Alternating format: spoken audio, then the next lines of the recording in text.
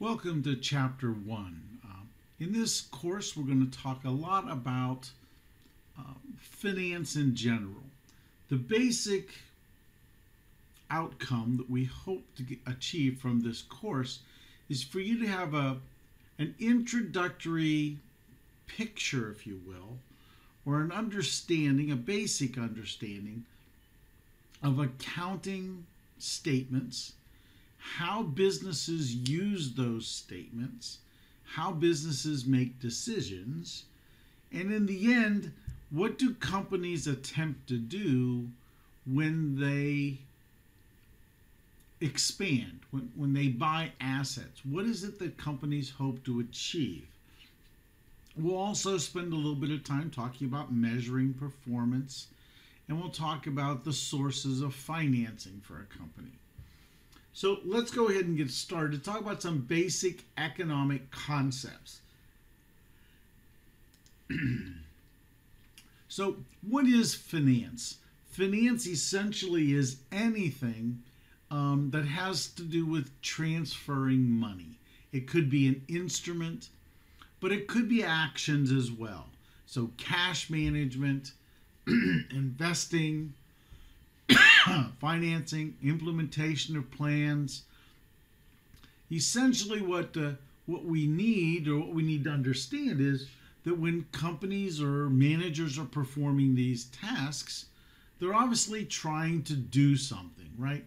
So cash management, we need this to operate the business. For investing, we obviously need to purchase new assets, replace old assets. For financing, we need to think about short-term, long-term sources.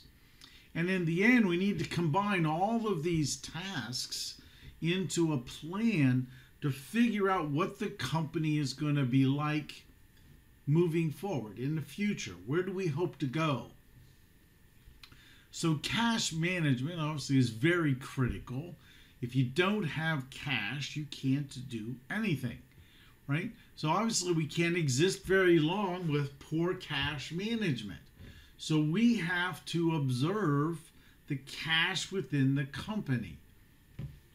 We need to figure out ways to speed up the inflow of cash. We need to encourage customers to pay us sooner. We need to talk to our investors, encourage them to put more money into the company so we can expand and grow. On the other side, outflows of cash, we have to watch this outflow very carefully, right? We need to make sure that we pay the bills that we owe. We have to pay our suppliers, our creditors. But we want to do this in a strategic plan, or as a strategic process, if you will. We want to make sure that the overall we have control of this process of gathering funds. So again, this cash management task is critical for the company, not just to survive, but to thrive. In order to figure out where we're going, what we're doing, how we're going to do that, we need to have cash to operate. What about investing? Well, there's two primary things we want to do. We want to invest in the securities of other assets, but we also might want to invest in other companies. So obviously, we have plant and equipment. We might want to expand operations, build a new building, add a new production line. But we also have assets that need to be replaced as they wear out. But why might managers want to invest in the securities of other companies? Why might they want to invest in other companies?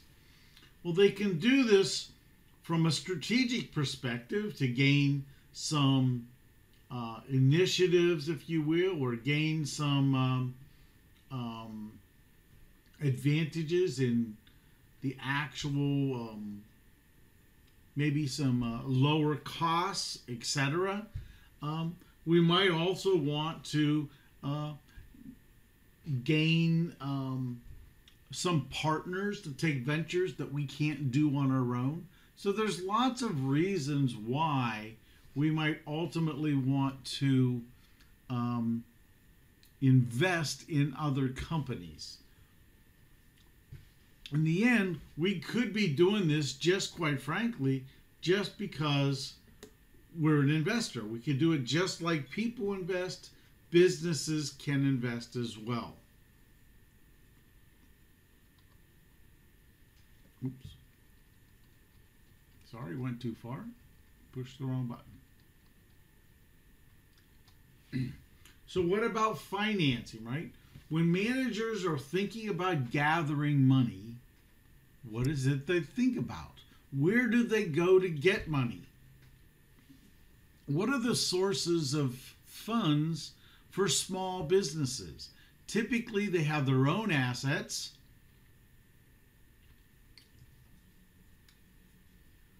Maybe they have some friends, families, some close acquaintances. They might be able to gather a little bit of money from banks, but very small businesses have difficulty gathering money. They really don't have much in the way of collateral. When businesses are starting, they obviously don't have a track record. So it's very difficult to get people to give you money when you're small. So we need to figure out, how is it that we're going to get more money into the company? Where are we going to go to finance things? And certainly we know that there's going to be some short-term financing. That's just to keep the business going, like buying inventory, for instance. But then on the other side, as we incorporate, right, we may look to long-term debt, some bonds, stocks. We might be able to ultimately reinvest some of the profits of the company. In the end, it's the size and type of company that will determine what sources are available or are affordable for the company.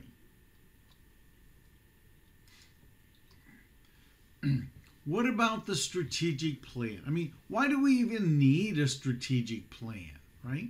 Essentially, we want to ask a question. In today's view, right, with our vision of where we are today, where do we want this company to go? What do we want it to look like in 5 years or 10 years? Quite frankly, just like most plans, right, most times strategic plans don't happen. They don't materialize. But if you don't have a plan, you have nowhere to go. So we have to understand that we're going to use these tasks, cash management, investing, financing. We're going to need those tasks in order to buy assets, to expand in the future, to develop the things that we want to buy, that we want to invent, products that we want to create. All of these things are part of our strategic plan. And it is a living plan. It changes year after year after year. It's going to change. So we have to think long term. We have to get out of our little safety cocoon, if you will, of the present and start imagining where we can go. Once we start imagining the future, we add a lot of uncertainty. We add some challenges to carrying on the business itself. In the United States, a basic principle that we try to live by is something called a free enterprise system, right? In a market economy, individuals and institutions can exchange goods and services freely, right? Real estate, retail, commodities, financial institutions, all of these things we assume in a free enterprise system, in a market economy, these things trade freely. Now, what I might say is, though, this is really kind of theoretical because there are always hurdles to doing business. There are regulations, there are taxes, tariffs, things that might slow down this free exchange of goods. But in the end, we have to ask a question, right? Who is it that gains when we perform transactions, right? When you buy something, you would never buy something unless you thought you were getting a good price for it, which means you think the benefits you're receiving are greater than the value of the asset. On the other hand, when you're selling something, you think the exact opposite. You think you are getting more in exchange than what the value of the asset is. The challenge is only one of us can be correct, right? Only one person on the side of a transaction will truly be getting an excess benefit. The challenge or the issue as consumers or even as investors is we don't know who's right. We won't know who's right until the future gets here. We won't know whether the stock purchases was good or bad until after the transaction has occurred, after we've moved forward. So the last thing we want to talk about here briefly in this section is a concept of opportunity cost. Opportunity cost, the definition is, it's the highest value that's surrendered when a decision is made. It's obviously very important. We have to consider all the costs of making decisions, not just the cost of buying, not just the cost of maintaining, but we also have to consider some of those things that we give up because we do things. Sometimes this is very hard to do, right? Sometimes it just says, look, I can't have this because I've decided to do something else. What is the value of that thing that you've given up? And this is a critical component or a concept in business. And I'm not sure that in business most of us pay adequate attention to what these costs might actually do.